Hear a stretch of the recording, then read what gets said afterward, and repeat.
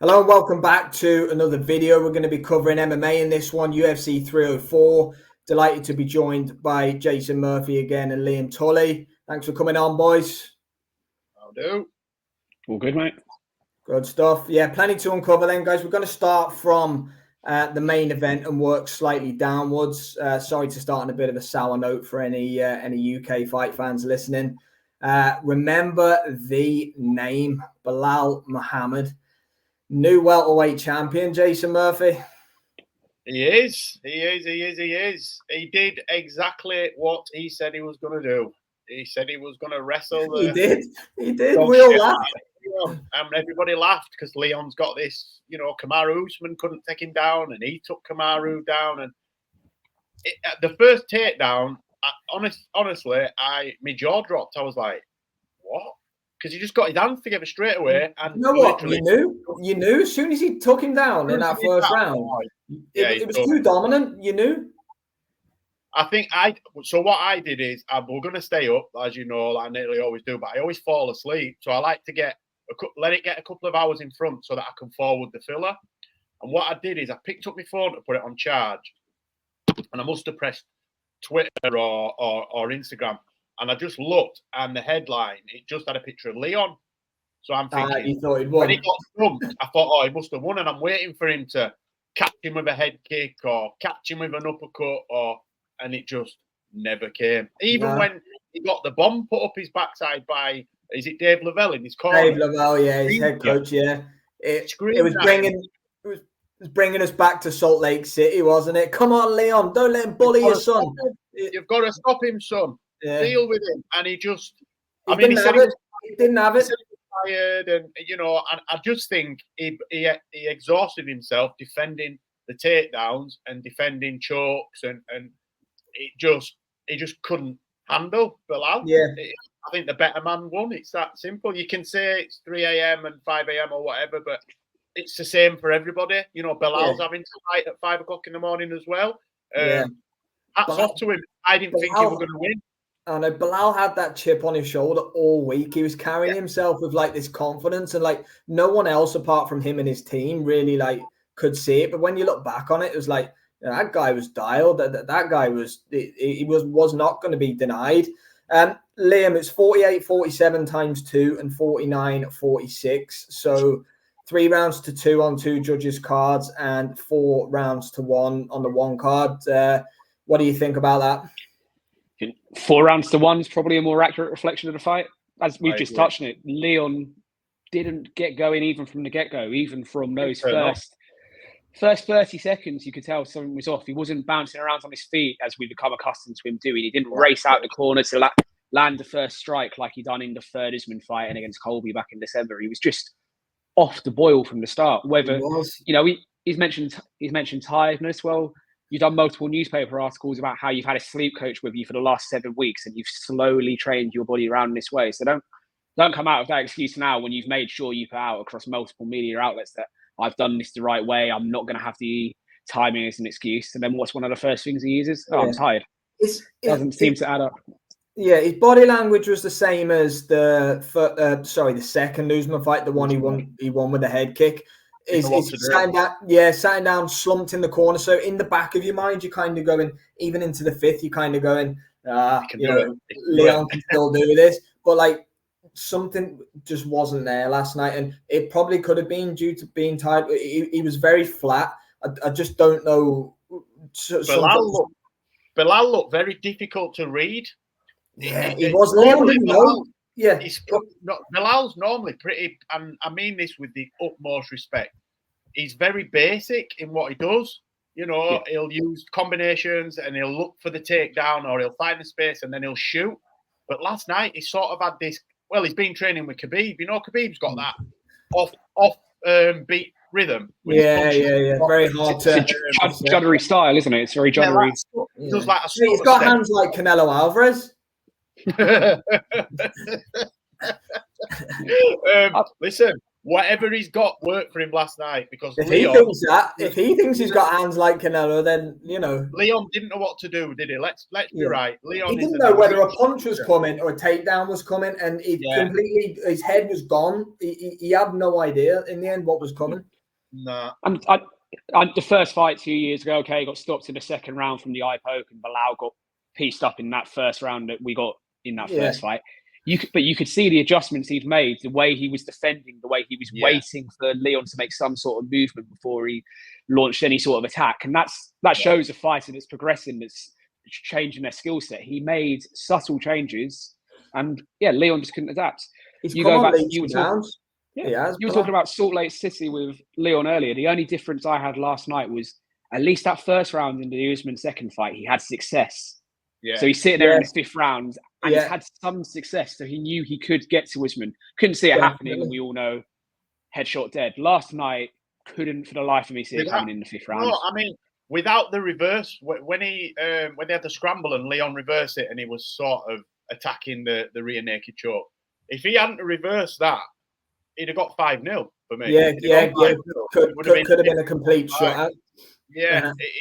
And he was too comfortable on the ground. He hit him with a good elbow and sliced him up, didn't he? Like the last 30 seconds. But where was that? A little too late. Where was that? Where was that for 4.5 rounds? He didn't seem to have any urgency, even at the interval between the fourth and the fifth, when Dave Lavell's giving him you've got to get out of the fire, son. Don't let him bully you, son. He's giving him all that. It was like he'd not even spoken to him. He just went straight back out, dumped on his backside, and spent most of the round sort of scrambling. Yeah, he got, what did he get, like a 20-30 second burst in the last. It was nothing more than that, because Bilal had his back again for the fifth round. He was getting to his back so easy, wasn't he? He was getting Leon back effortlessly. It was like the Usman and Colby Covington fights had never happened. Yeah. Because for me, they're both better pure wrestlers than Bilal Muhammad. And he just couldn't stop him getting his hands together. And Leon ordinarily is a fantastic anti-wrestler. His takedown defense is normal. And if he gets taken down, he's always quick to get up. Whereas last night, he just seemed too comfortable sitting on his backside with Bilal, trying to strangle him. Yeah. Very disappointing for me. Very, very disappointing. I think the other question to ask as well, and it's again one of the oldest cliches in the book: has Leon started to get high off his own hype? Is he starting to believe? Potentially, I think how much talk was there? How much talk was there about him going on a GSP style reign without welterweight title, and then Bilal's too slow? You've already pieced him up for a round. This is your easiest fight. This, that, and the other. I don't know where I heard. I was listening to an interview. I was driving the other day, and I was listening to an interview that Leon did. And I think it might have been BT Sports or TNT, as I know now. And it was something like, stay silent until you hear a better fighter. And they listed all these fighters. And he got to GSP, and he sort of, he didn't stay silent, but he wanted to. And he said, I'll have to say GSP until I beat his record. And I thought, you're nowhere near that, mate. You're nowhere near that. He's not even surpassed what Kamaru Usman did. And, he's talking about GSP. We'd probably do the same. He's embracing the champion's status. Yeah, you have to enjoy it. Yeah. But unfortunately, you've also got to keep your eye on the prize as well. Floyd Mayweather, for example, one of the best to ever do it, was never out of the gym. Always training 3 a.m., 4 a.m. I'm not saying Leon hasn't trained, but has he trained with that hunger, that fire? Because it didn't seem like it to me last night. Yeah, in his own mind, was there no danger in this fight? Was this just a Bilal had earned his shot? I'm going to beat him. He's no good. I'm not saying that's what happened, but he's been talking this week, hasn't he, about fighting? I'll never fight Izzy. His friend. Yeah. But that's media as well. The media always come with loaded questions about the UFC. People always talk. You can't just stay in a division. You have to either go up and chase another belt, or the agenda is always there from the UFC. But I saw the same TNT thing as you did, with him saying stay quiet and GSP, and then that Night's Embedded came out from the build-up, and there was a good 3 minutes in that where he's talking about he's beating GSP's record. I know what I've got to do. I get through this fight. And it's like, mate, you should be more switched on than this. If you're taking 5 minutes of success and basing your whole training camp and confidence off of that, then something isn't quite right, because you should be good. You should be a professional enough to know and have a team around you enough to know that 5 minutes can happen in any fight. And there's enough of Bilal's body of work in the rest of his career to go off of, as opposed to that 5 minutes. It just felt off last night. It just didn't feel like Leon Edwards. It just felt off. You know what I'm saying? But Belal has possibly just done that to him. It might not be that he's flat and he's tired and he's took his eye off the ball. Belal may have just got that much better, and he's just done what he always knew, what him and his team they said from day one. We're going to wrestle, folks. We're going to beat him. We're going to grind him out, and we're going to be the new champion. He did exactly what he said he was going to do. No headshot dead, no, caught him, or he just ground him out for 5 rounds. And as I said, if Leon had won that scramble in round 4, I think it was, or 3 or 4, he would have been 5-0 for me. Yeah. Just quickly before we move on, guys, to Aspinall. For me, we don't need to dwell on it for too long, but give me your answers on what's next for both. For me, Shavkat Rakhmonov versus Belal, I think that makes most sense with Dana saying that he's not going to do the rematch. Give me Ian Gary versus Leon Edwards as the co-main event to Michael Chandler and Conor McGregor at UFC 310. Raise the roof off Las Vegas in December. Come on. Yeah, I was going to say the same. I was going to say Ian Gary. I'd like to see McGregor that. chief support. That'd be. Yeah, I agree. Again, Shavkat's been next in line for me. For a while, you could argue Shavkat should have had this shot. Obviously, there was a history with Leon. Finished every opponent, something like that. It's insane.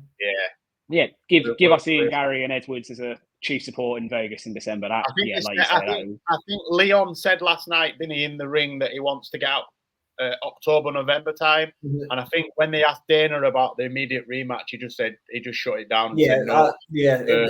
I don't like it. I don't like it. I want to see that again now anyway. I think Leon and Bilal were giving it the big one, wanted about he can wait 3 years. He made me wait, and he can go build himself back up. Let's be fair, Bilal. Dana White's deciding that. You ain't deciding. You have no say in it, mate. You fight who you tell, kind of thing. But I wouldn't want to see them have the immediate rematch anyway. I think Leon needs to go away and find himself again, and and I think the Ian Gary match would be a fantastic way to solidify himself as one of the top 2 or 3 welterweights in the UFC. Right. And big Tommy Aspinall. Talk to me about Tommy Aspinall.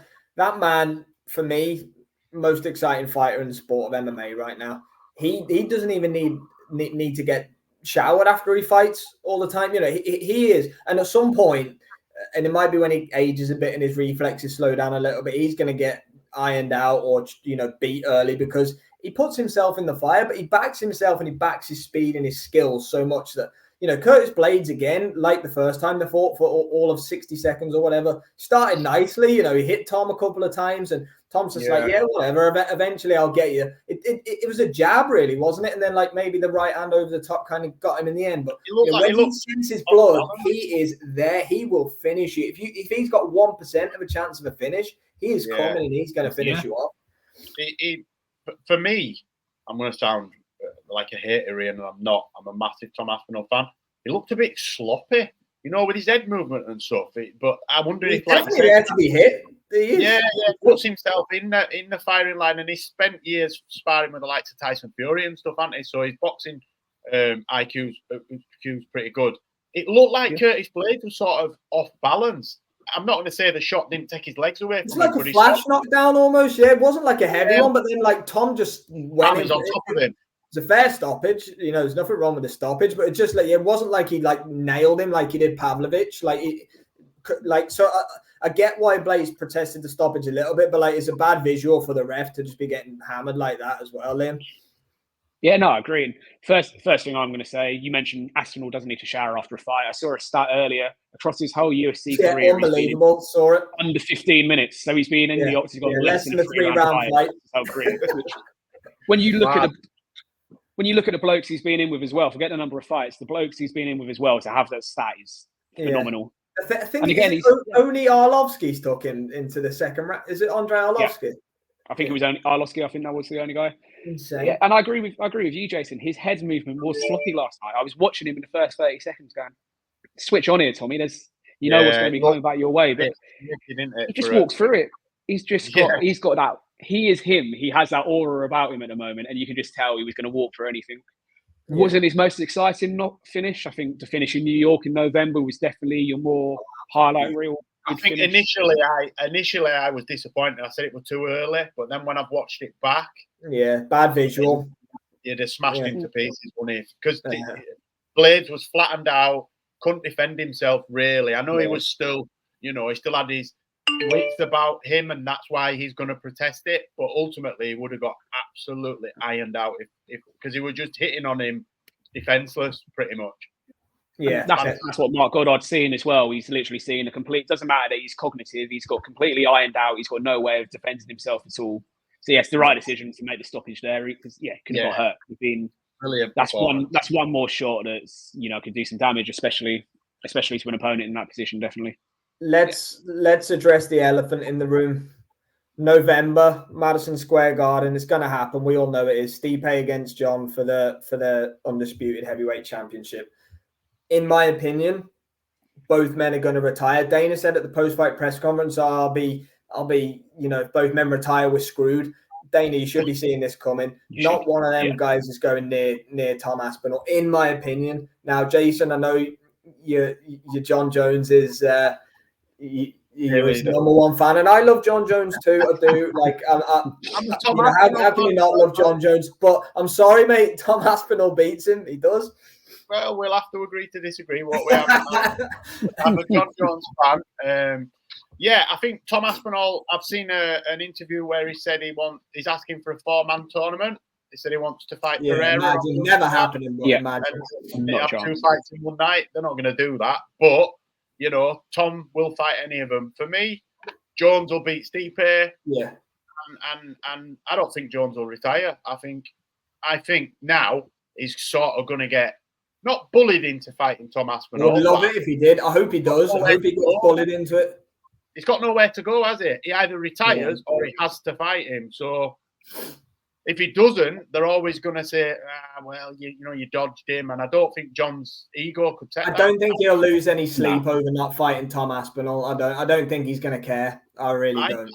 I disagree. I think he doesn't respect Aspinall, I don't think. Did you see that event where Tom put his hand on his thing? But that was then. This is now. Look what Tom's done since then. No one expected him to flatten Pavlovich like that. Nobody. No. I don't care who you are. Yeah. Nobody no one expected him to iron him out.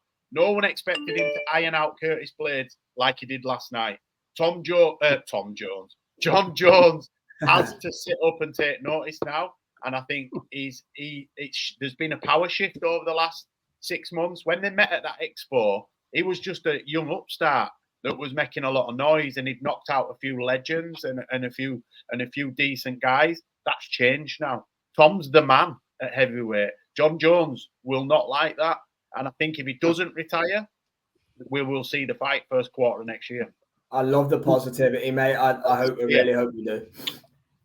And I do agree with you, Jason. The fact that John Jones is even acknowledging people asking him about it on Twitter says that it's regardless of the persona he portrays, it says it's in his head. He knows that this is a young guy coming through.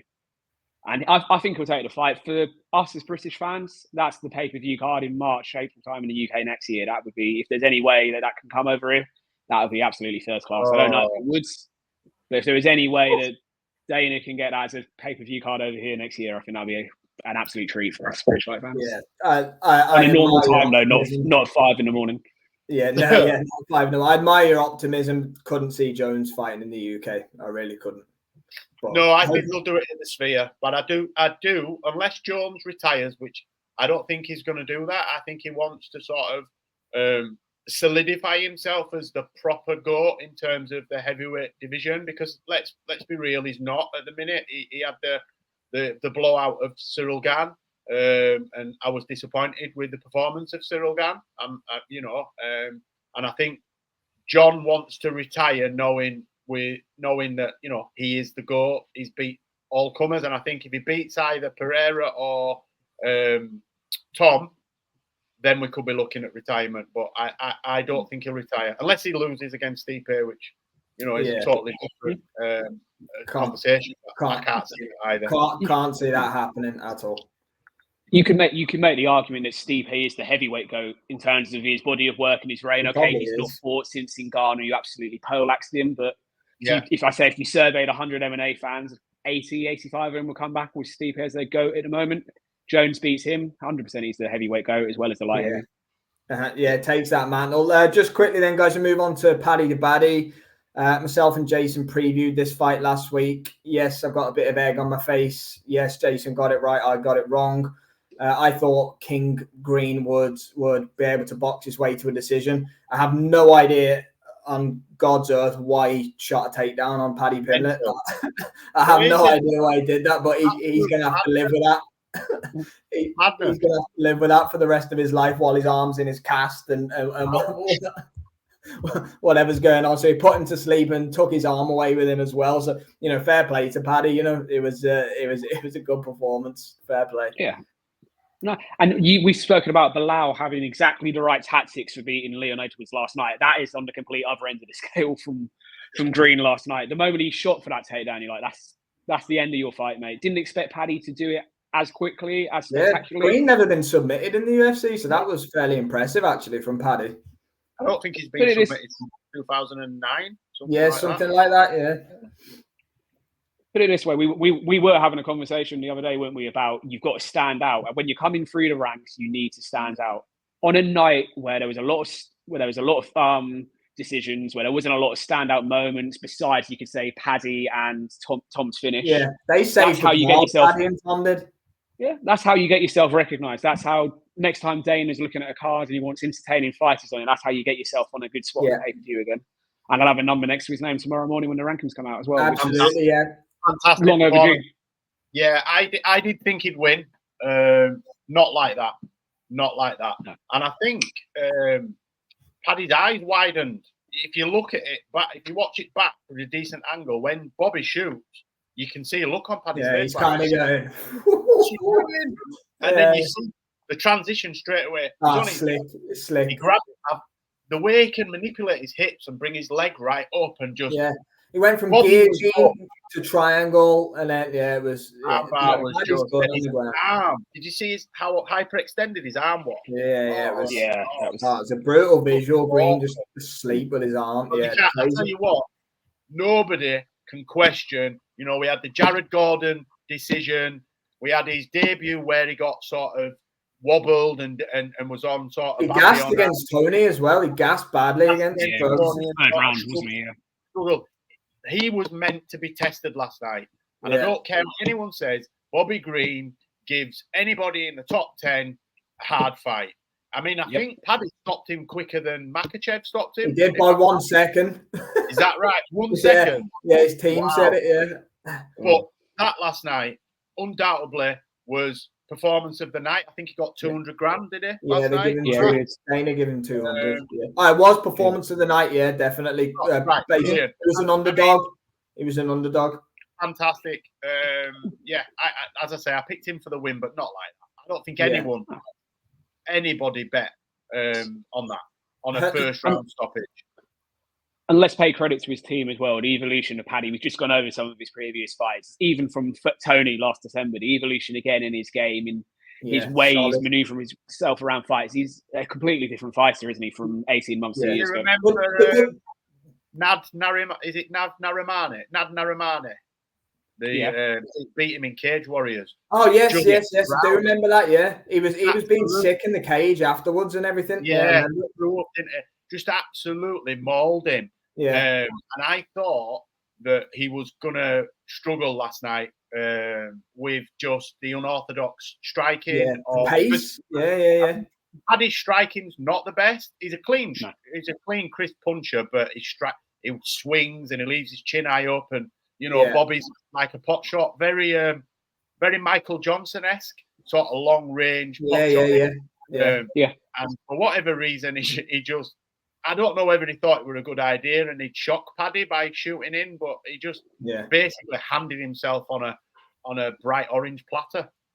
So the good thing is now, Paddy's, like you say, Liam's got a number by his name, so he's going to be in big and good fights now. So he's called out Renato Moicano, who's fighting Benoit Saint-Denis on the Paris card, I think it is. I'd say regardless of if Moicano wins or loses, he'll be fighting Paddy Pimblett probably in Vegas on the McGregor card in December if that gets announced from McGregor. I would say that's a good fight because there'll be good trash talk. Moicano's a good talker, and then Paddy's going to have to keep. Ultimately, he's going to be fighting the likes of Justin Gaethje and people like that very soon if he keeps winning. He's going to have to. The problem for Paddy with Moicano is he's got just as good a jiu-jitsu. His jiu-jitsu's legit. He's a black belt, isn't he? His jiu-jitsu is very legit. Yeah, it's a good fight, but he is a career featherweight. I don't think he's that big for 155. No, he just beat Jalen Turner, didn't he? Yeah, 300. The thing is, Paddy's spent most of 2023 and the back end of 2022 calling for a number to be next to his name, calling for the challenges to come. Now they're going to come. Now we're going to see, again, he's progressing, like we said, but now we're going to see what's your next level. Now you're going to go in against skilled operators that know how to work their way through fights against ranked opponents. How are you going to handle it? What's that next progression? Yeah, really looking forward to that. So, for me, standout performance on the card for sure, Paddy Pimblett. Just to finish up, lads, we're going to discuss the last bit of it. So, before Paddy, we got seven decisions. 7 decisions in a row, I think it was, actually, after a couple of finishes to start. Good win. Good to see Arnold Allen back. Good win over Giga Chikadze. That's not an easy out for any man, so we're really glad for Arnold there. Actually, CLD just came up a little short, the knee against RoboCop, but the one I want to get your thoughts on, guys. Not disrespecting any of those guys, obviously, but the talking points aren't there compared to Muhammad Mokaev beating Manel Kape. Now, Dana White moved that fight around like he was playing musical fights. It was on the early prelims, the main card, the prelims. I think it eventually settled on the prelims. Mo did well and got the victory, but ultimately, allegedly, he was told by the UFC matchmakers before the fight that if he starts shooting takedowns, his contract's not going to be extended and that kind of thing. Dana White then says in the press conference, "Good luck in the PFL." Absolutely insane. Absolutely insane. That is the ultimate disrespect. He's not even left the venue, and Dana's gift wrapped him, put a bow on top, and said, "There you go, Scott Coker." For me, it was a strange fight. Did Kape break his toe in the second round? He broke his toe, didn't he? I think he did, Stopped to try put it back in, and then it was weird, and then it got stopped for him grabbing his shot. He sort of pulled his shorts down. For all the build-up, I'm not saying that at the end of the day is what it is. For all the build-up, just didn't catch 25 security guards in between them at the blue. You're running over before the fight starts, and you're trying to, or you didn't even pose on the scales at the weigh-in. You just ran straight over to Kape. Come on, man. The first round. I think there was one shot in the first round. Kape caught him with one shot. Yeah, I was watching this on my phone on the train home from the O2, and I said, watching Mokaev run into the ring, literally like he's going to rip his head off. Yeah. And then it was the most, speaking freely, the most tentative, safety first, cruising. Yeah, it was not what you expected from that fight, given all the angst and the build-up.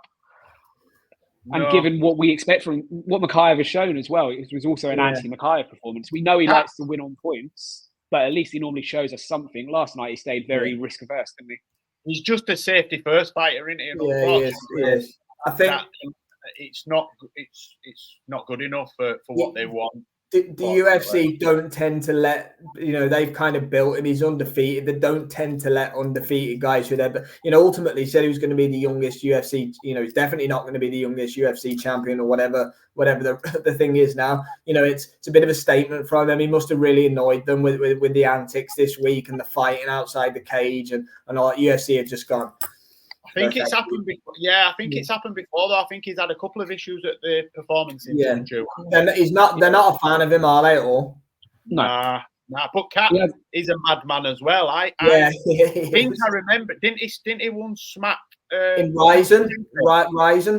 Ian McCall, didn't he smack Ian McCall at a press conference? Yeah, so he's always been a bit unhinged. Yeah, he's always been a little bit unhinged. But for whatever reason, the UFC top brass do not like Mokaev, irrespective of him being this, 5 times amateur world champion, British champion, Olympian. They're just you're kind of asking for it if you're going to deliver them antics outside of the octagon as well. Ultimately, look at. I'm just come to the top of my head there. Look at what Colby Covington was saying about Leon and his dad and all that when they fought in December. Leon, although he wanted to, absolutely lay every last bit of his knuckles all over Colby's head before he waited till the octagon and he acted professionally about it. That's kind of the difference. And I think Mokaev, he's swaggering around like he's done something. No disrespect to him, because I can't fight. But he's sort of giving off this champ vibe. And I know you've got to believe in yourself and you've got to have self-confidence. But he seems to be really dismissive and disrespectful of his opponents and other fighters.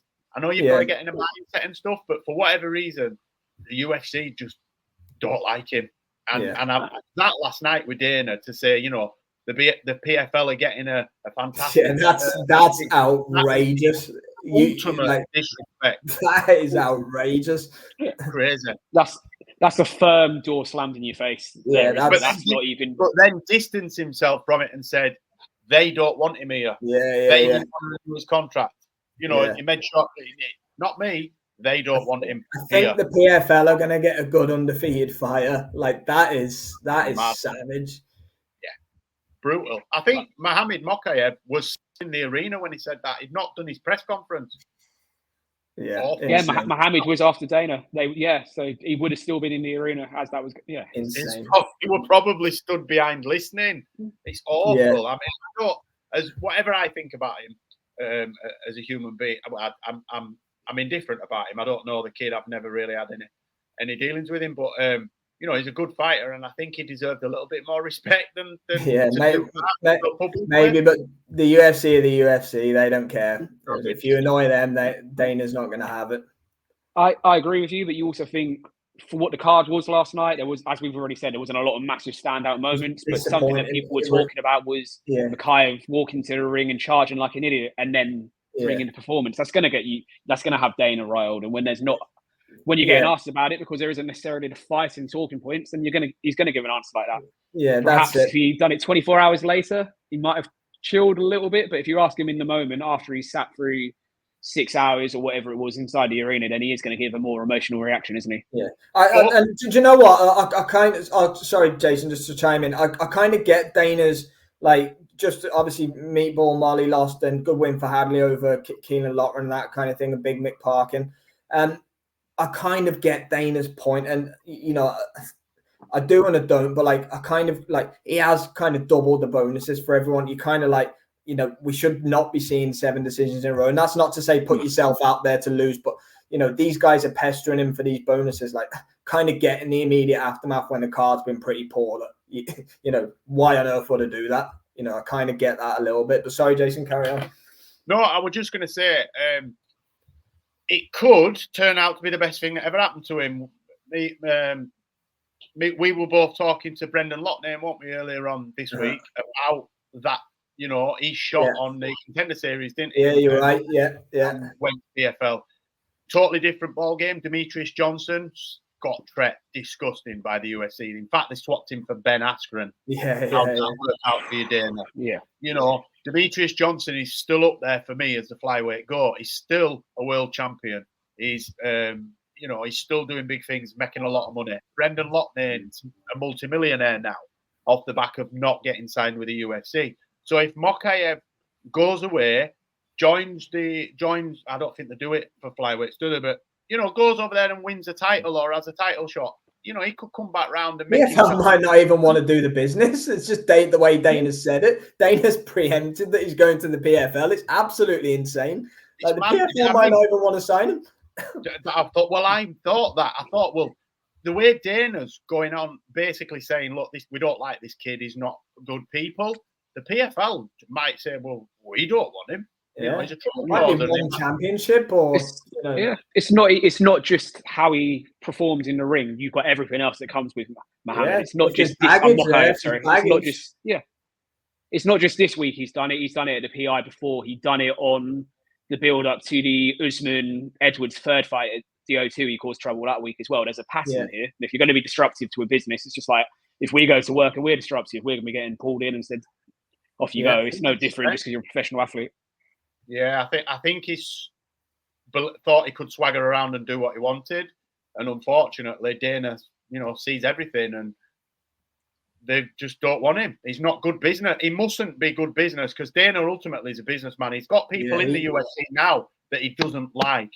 Colby Covington for one. Colby Covington has said some disgusting things. Not even what he said about Leon. I'm talking about the things that got him the Colby Covington persona. Some of the things that come out of that guy's mouth are disgusting. Dana White has made him a multimillionaire. So Dana White, first and foremost, is a businessman. So for whatever reasons, Mokaev mustn't do good business. That simple. Because Dana doesn't bring in enough eyeballs for the baggage he carries. I mean, let's be real. He's blowing smoke up John Jones's backside at the minute, is Dana, but we all know he don't like it. Can't stand him. He never has been able to, but ultimately John puts bums on seats and sells pay-per-view. So if Mokaev made them money, then it would make sense to keep him. But for whatever reason, he wants rid. 100%. Look at it this way: if you were going to pick a fight last night that you were going to, if you're in the arena, you're going to nip out, get a beer and some food. It was Mokaev, 100%. Without how the fights were going before the fight starts, if that's going to be your sleeper, you're going to nip. He penciled in the decision in that fight before it happened. You could have penciled in that was going the distance. And that's never a good never a good feeling as a matchmaker. I could imagine, and definitely as a fan, you kind of just know. Not given the hype that he came into the organization with. He came in as this going to be the youngest UFC champion. He's a world amateur champion. He's unbeaten in God knows how. I agree with you. And he's not lost a fight, and that's crazy, isn't it? It's crazy to say he's not lived up to the hype, but he's won every fight. But that is it's true. It's true. Yeah, it's disappointing. He just points after. I think didn't he stop Tim Elliott? I want to say. Yeah. Elliott, Cody Durden. Is it Durden, was it, in his debut or something? But didn't Tim Elliott hyperextend his leg? He had him in a bad submission. He seems to be the decision king, but unfortunately, the UFC want to see stoppages, or they want to see you at least going for stoppages, whether you get them or not. If they think you've put in a performance, because we've seen people win on points and get fight of the night and performance bonuses. So it's not just the fact that he wins a lot of decisions. It's, as you said, Liam, it's the shit that goes with it. It's his baggage, it's his attitude, and the fact that he's so safety first. He never puts himself in danger for me. He's not an exciting fighter to watch, as skilled as he is. He's just not an exciting fighter to watch, and that has not paid off for him, has it? I can't think of one fight while he's been in the UFC where he's got out of third gear. Even when he's had stoppages, he's done that due to his fights again. I've never watched a Mokaev fight twice. Ever. Yeah, I've never gone back to look at him either. No. And that's what the UFC. We go back to the business point of view. That's what Dana and Hunter and the UFC guys are thinking. What is this doing for us? Nothing. The answer's there, Yeah, absolutely. Answer's on a postcard. Well, that'll do it, guys, for the UFC 304 review. We've got Abu Dhabi to look forward to. It's Corey Sandhagen against Usman Nurmagomedov. That'll be a good fight. You've got Figgy against Chito Vera's on that card too. Nick Diaz was meant to be on it, but that fight got cancelled against Vicente Luque. So that should be a good card. Funnily enough, that's on normal Abu Dhabi time, Dana. That's good one. Funny coincidence, that, Dana. But yes, thank you very much, Jason, Liam, for coming on, guys. Enjoyed that. And yes, we'll get you on again soon, guys. Have a good one. Cheers, guys. Speak to you soon. Cheers, boys.